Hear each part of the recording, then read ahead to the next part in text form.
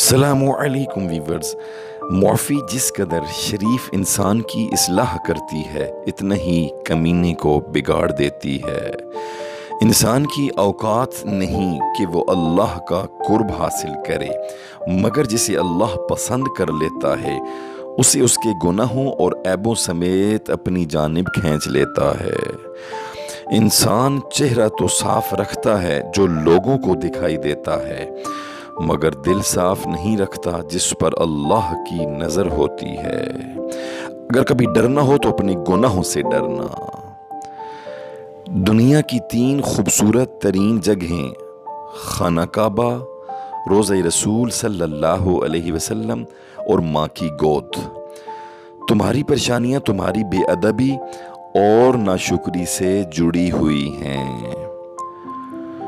دعا کے وقت آنکھوں کا بھر آنا قبولیت کی سب سے بڑی دلیل ہے۔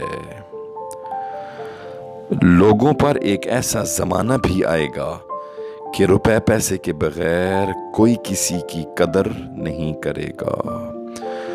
ہم لوگ نیک بننا نہیں، صرف نیک دکھنا اور نیک کہلانا چاہتے ہیں، اور یہ منافقت کا سب سے اعلیٰ درجہ ہے۔ جن گھروں کے فیصلے عورتیں کریں، بربادی ان گھروں کا مقدر بن جاتی ہے۔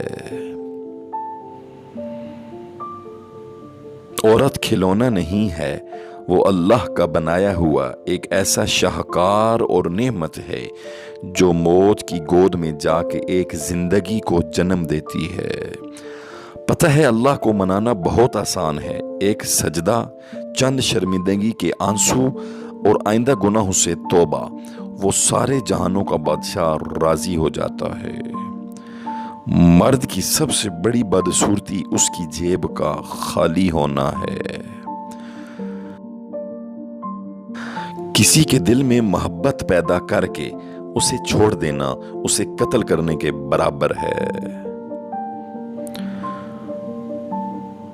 کبھی کبھی تو ہم غلط نہیں ہوتے، بس ہمارے پاس وہ الفاظ نہیں ہوتے جس سے ہم خود کو صحیح ثابت کر سکیں، کوئی وضاحت دے سکیں، اور شاید وضاحت دینے کی بھی ضرورت نہ ہوتی، کیونکہ جب رشتے وضاحتوں کے محتاج ہو جائیں تو سمجھ لیں کہ ان رشتوں کی عمر ختم ہو چکی ہے۔ ٹینشن، بے چینی اور ڈپریشن تب ہوتے ہیں جب ہم دوسروں کو خوش کرنے میں اپنی زندگی گزار رہے ہوتے ہیں۔